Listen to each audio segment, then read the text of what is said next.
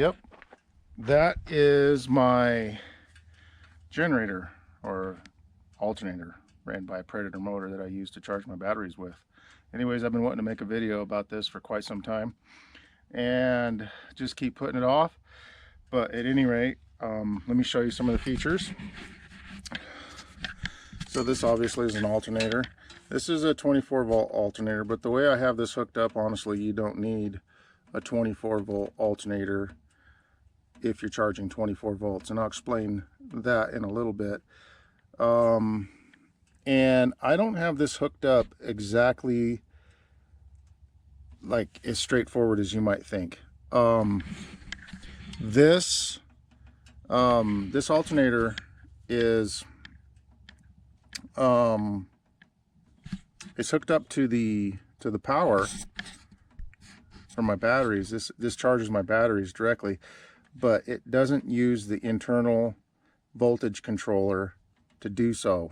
And that's one of the features about this I wanted to share with you, because I've got some pretty big batteries, and as you can see, as you will see, I wasn't able to charge very effectively by using the internal regulator.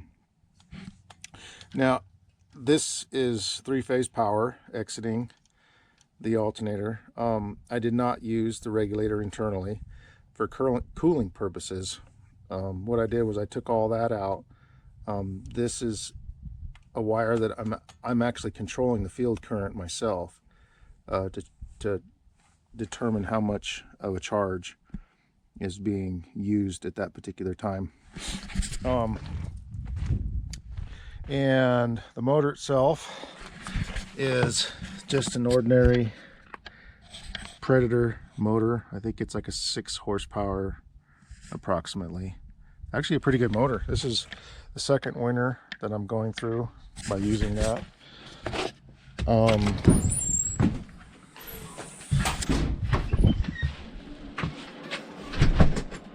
Get some light. This is an absolute disaster over here.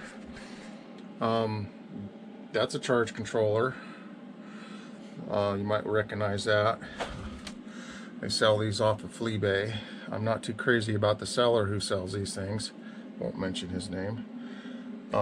That's actually the rectifier that came out of the alternator. Here's a switch that turns the whole thing on and off. And this is the magical part right here. This is an actual potentiometer that controls the voltage that goes to the field current.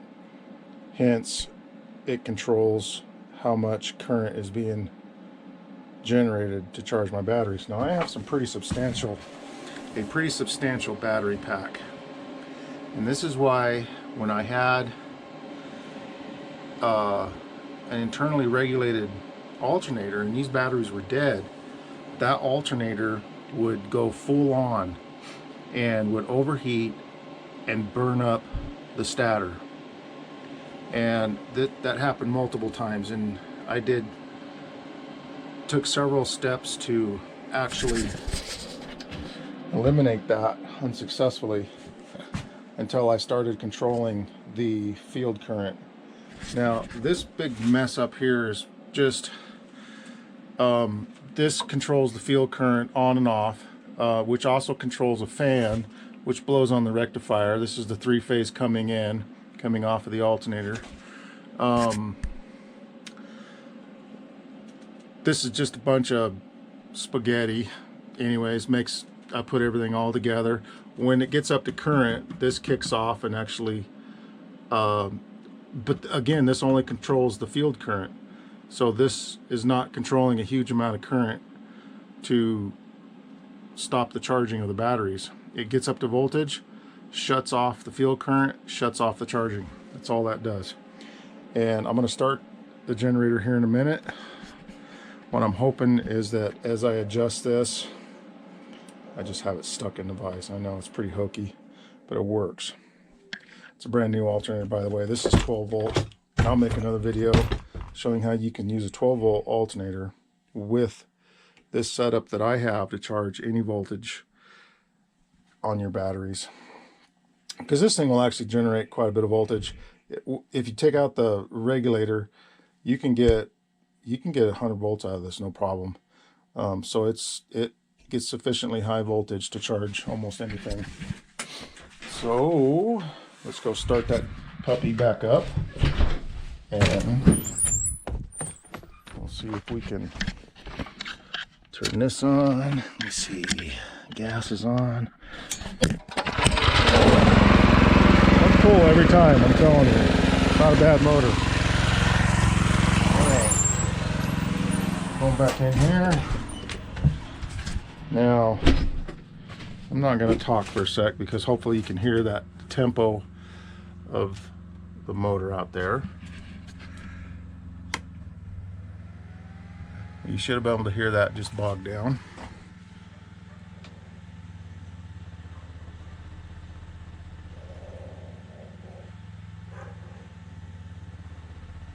I'm not sure if you can hear that or not, but that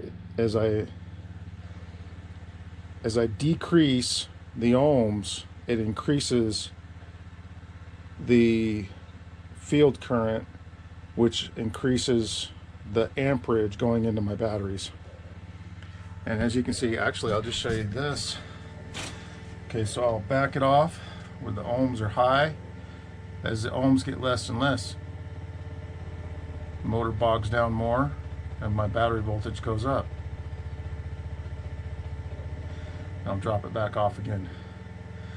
Now let me kick this switch off, and you can see it. And I'll increase that. I just switched it on. You can see the voltage going back up. It's a very simple operation. This thing will reach 28.2 volts, and that will actually shut off the field current until it drops down to 26 volts again. I think I have it set at, which it'll kick it back on, and it'll cycle that back and forth indefinitely. All right, that's pretty much it. Thanks a lot.